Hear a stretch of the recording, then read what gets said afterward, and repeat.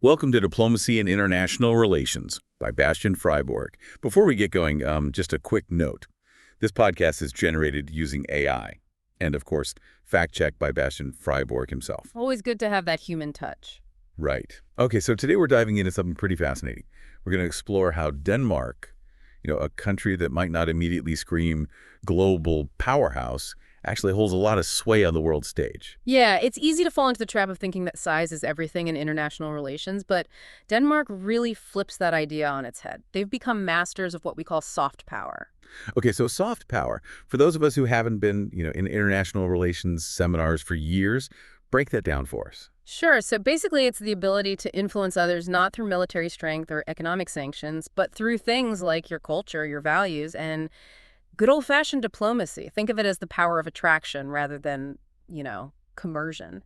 And Denmark, they've really harnessed that. So instead of flexing their military muscles, they're winning hearts and minds with things like their design scene, which is world-renowned, or their commitment to sustainability, all of that. Exactly. They've built a global reputation for things like hijri, their cozy lifestyle philosophy, innovative urban design, and that strong commitment to environmental sustainability we talked about.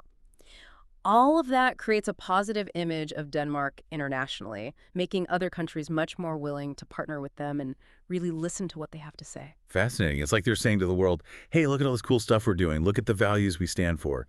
Want to join us? But how does that actually translate into, concrete influence on the world stage? Well, let's take their approach to sustainability. Denmark has set some of the most ambitious climate goals out there, aiming to be totally independent of fossil fuels by 2050. But they're not just talking the talk, they're really walking the walk. They invest heavily in renewable energy, like wind power, and are constantly innovating and refining their approach. What's really impressive is how they've woven this commitment to sustainability into their economic growth strategy. So they're proving that it's possible to have a thriving economy while also being a leader in protecting the environment. But other countries are taking notice, right? Oh, absolutely. Denmark is seen as a model for sustainable development. They actively share their expertise with other countries, helping them implement similar policies and technologies. And that willingness to collaborate, to share what they know, that just amplifies their influence even more. It's a far cry from that we know best, do as we say approach that some of the, shall we say, bigger players might take. Now, beyond environmental leadership, where else do we see Denmark's soft power at work? Let's talk about their humanitarian aid program. Denmark is consistently one of the top donors of international aid per capita. But it's not just about the amount of money, it's about the philosophy behind it. They're deeply committed to helping others and genuinely believe in global well-being. It's deeply ingrained in their culture. So less about writing a check and more about being really invested in making a real difference in people's lives around the world. You got it. They prioritize sustainable solutions, focusing on empowering communities and building long-term resilience. They work closely with local partners, making sure those aid programs are really tailored to the specific needs and context of the countries they're helping. Makes sense. Not a one-size-fits-all approach.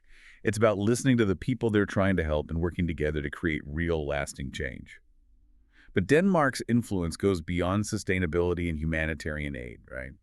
They're also known for their expertise in, another pretty crucial area: mediation and peacekeeping. Right. They have a long-standing reputation for neutrality and a real commitment to peacefully resolving conflicts, and that makes them incredibly effective mediators in international disputes.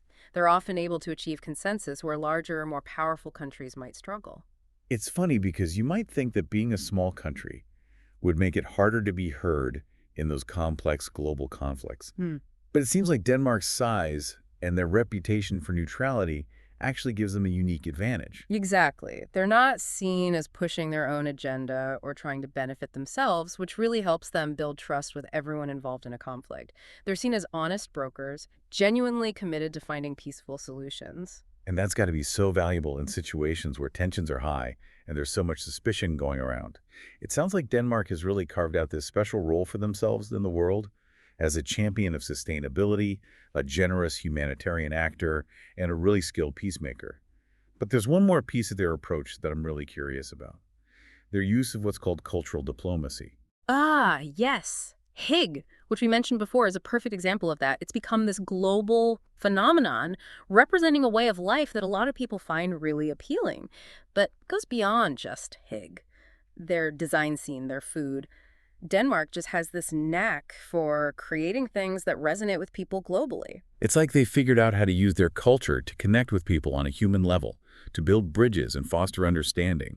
And that's incredibly powerful, especially in today's world where there's, well, so much division and mistrust between nations. Absolutely.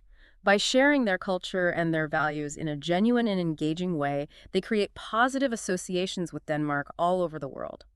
And that translates into real influence, making people more open to their ideas and perspectives. It's like they're using their culture as a form of soft power, drawing people to their way of thinking rather than forcing it on them. Hmm. But we're living in the 21st century, and technology is changing everything, including international relations. How has Denmark adapted to this new landscape? Well, they've certainly embraced innovation in diplomacy, especially in the digital world. One really striking example is their creation of the tech ambassador role. A tech ambassador? I've never heard of that before. What does that even mean? It's a brand new position that really recognizes how important technology is becoming in international relations. The tech ambassador acts as a bridge between the tech world and the diplomatic world. They work with tech companies, startups, researchers, all sorts of folks to explore how technology can help us address global challenges.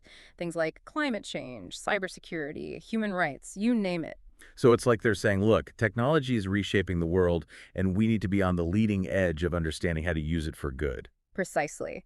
And by taking this proactive approach, Denmark is positioning itself as a real leader in digital diplomacy, setting an example for other countries to follow. They're showing that diplomacy in the 21st century has to embrace new ideas and new technologies. It sounds like Denmark has truly figured out how to punch above its weight on the world stage. It's pretty amazing to see how a relatively small country can have such a big impact through smart use of soft power, innovative diplomacy, and a real commitment to making the world a better place.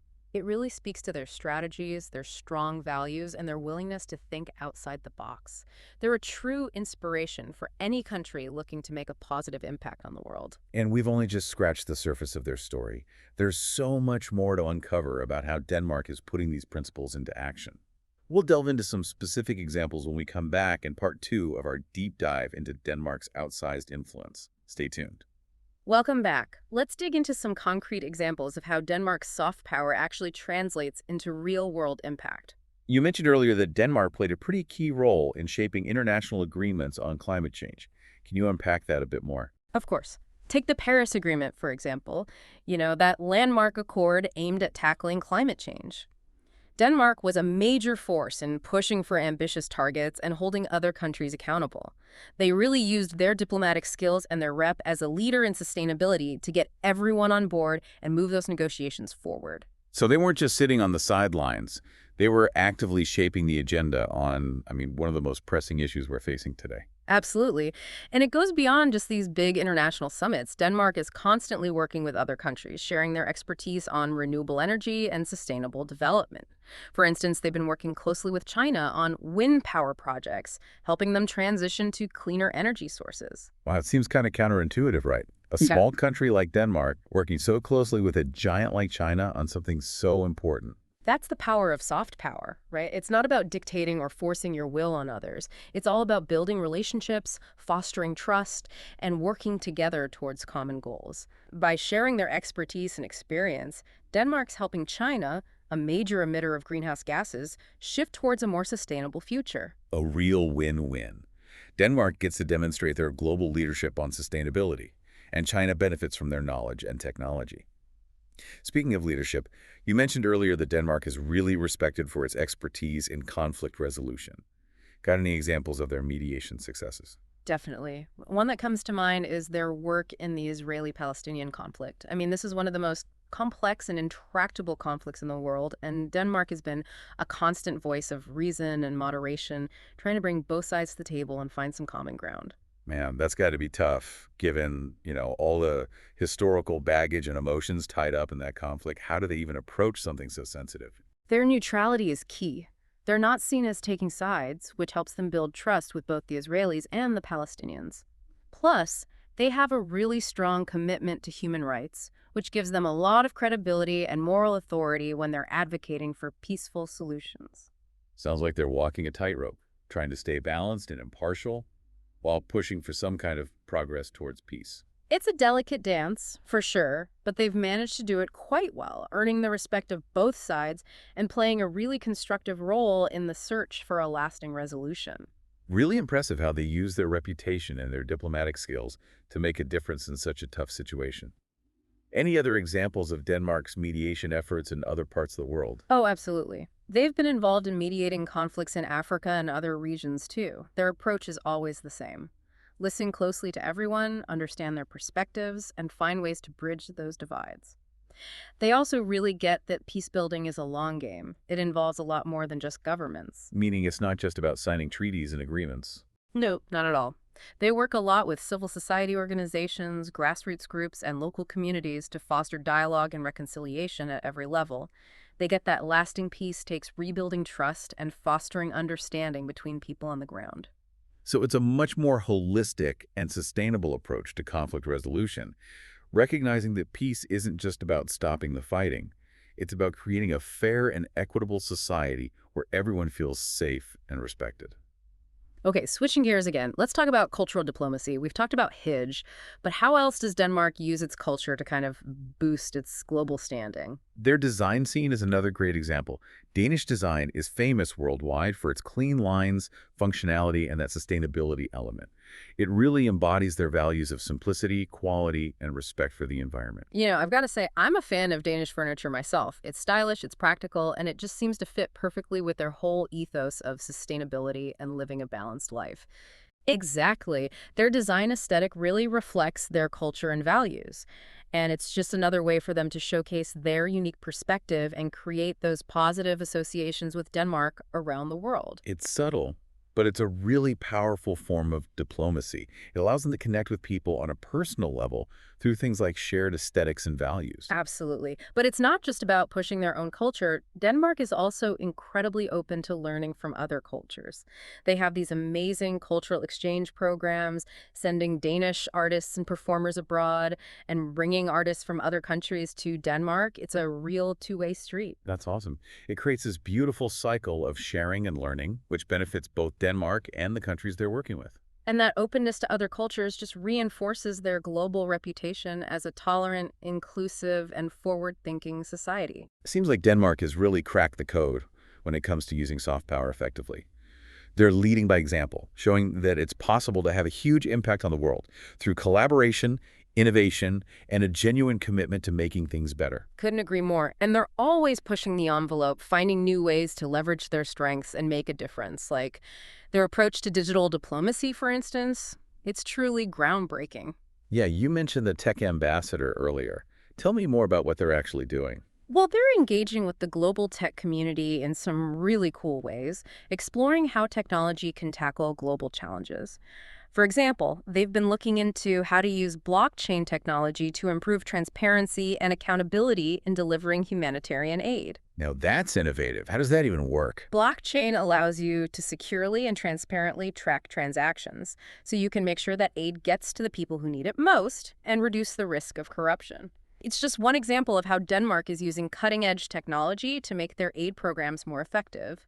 It's really inspiring to see how they're always innovating and coming up with new solutions to these complex problems. Right. They're also looking at how artificial intelligence can help predict and prevent famines, how big data can help us understand migration patterns, and even how social media can be used to promote peace and reconciliation in conflict zones. Sounds like they're writing a whole new playbook for diplomacy in this digital age, realizing that tech can be a powerful force for good. Exactly. And by embracing these new tools and approaches, Denmark is showing that even a small country can be a real leader in shaping the future of global affairs. Their story really reminds us that size isn't everything when it comes to making a difference in the world. But we're just about out of time for this part. We've still got so much to cover about Denmark's innovative development projects, their unwavering commitment to human rights, and the key takeaways from their unique approach to diplomacy. We'll get into all of that and more when we come back for our final segment. Don't go anywhere. Welcome back to our final segment. It's been pretty amazing exploring the depth and breadth of Denmark's influence on the world stage. Really challenges how we think about what it means to be a powerful player in global affairs. Yeah, it's a great example of how a country can use its unique strengths and values to make a real difference, regardless of its size or military power. Absolutely. Before we wrap things up, I want to touch on two more aspects of Denmark's diplomatic approach that we haven't gotten to yet. Their innovative development projects and their really strong commitment to human rights. Both of those tie in really well with Denmark's overall philosophy of international engagement, their belief in supporting sustainable progress and promoting a more just and equitable world. Let's start with their development projects. I know Denmark goes beyond just providing financial aid. They're deeply invested in creating those sustainable solutions that really empower communities in the long run. That's right. They're very strategic with their development aid. They focus on projects that address the root causes of poverty and inequality, not just putting a Band-Aid on the symptoms. Can you give us some concrete examples of those kinds of projects? One area where they've been really active is agricultural development in Africa.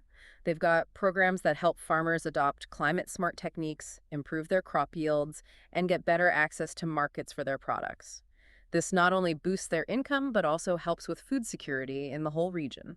So it's about giving people the tools to become self-sufficient and build a better future for themselves and their communities. Exactly. And they really prioritize things like education, healthcare, and gender equality in their development programs. They see that these are all connected and super important for creating truly sustainable progress. It's impressive how they're using their aid budget so strategically to address some of the biggest challenges facing the world. Now, on to their commitment to human rights. You mentioned earlier that this is a core value that really influences everything they do on the world stage. For sure. Denmark has a long history of advocating for human rights, both at home and abroad. They truly believe that everyone deserves to be treated with dignity and respect, no matter their background or circumstances. And they're not shy about calling out injustice, even when it's not politically or economically convenient. Nope. They've been critical of human rights abuses in places like China, Saudi Arabia, and Myanmar, even though it could hurt their relationships or trade deals. That takes guts. It would be easy to just look the other way when there's so much at stake. But Denmark seems willing to put their values ahead of short-term gains. That willingness to stand up for what they believe in, even when it's hard, has earned them a ton of respect globally. It really shows their integrity and their dedication to human rights. Totally inspiring. So as we wrap up our deep dive into Denmark's incredible influence, what are the main takeaways you want listeners to walk away with? The biggest takeaway for me is that real power isn't just about military strength or economic dominance. It's about the strength of your values, the quality of your ideas, and backing it all up with real action. Denmark has shown that even a small country can have a huge impact by leading with integrity, embracing innovation, and working together with others. It's a powerful reminder that we all have a part to play in shaping a better future. It doesn't matter what our size is, what resources we have, or where we stand on the world stage. We can all learn from Denmark and try to make a positive difference in our own ways. Couldn't have said it better myself. Whether we're standing up for a cause we believe in, supporting ethical businesses, or just treating others with kindness and respect, every little thing we do can help create a more just, equitable, and sustainable world. Well said. Thanks for joining us on this deep dive into Denmark's fascinating approach to global affairs. We hope it's given you some new perspectives and made you want to learn even more. Until next time, keep learning, keep questioning, and keep making a difference.